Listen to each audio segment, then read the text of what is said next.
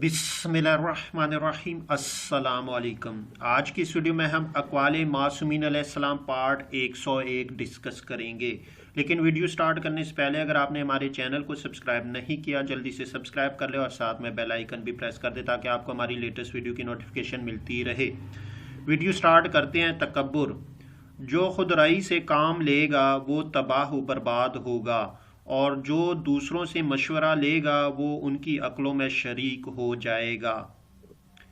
तमस्सुके इमाम अलैहिस्सलाम, जिसने भी हमारे किबले का रुख किया, हमारी शहादत के मुताबिक गवाही दी, हमारी इबादतों जैसी इबादत की, हमारे दोस्तों से हुब्बत की, हमारे दुश्मनों से नफ़रत की, वो मुसलमान है। और ईमान ये है कि खुदा पर ईमान, उसकी किताब की तस्दीक और उनकी नाफरमानी ना करना ही ईमान है।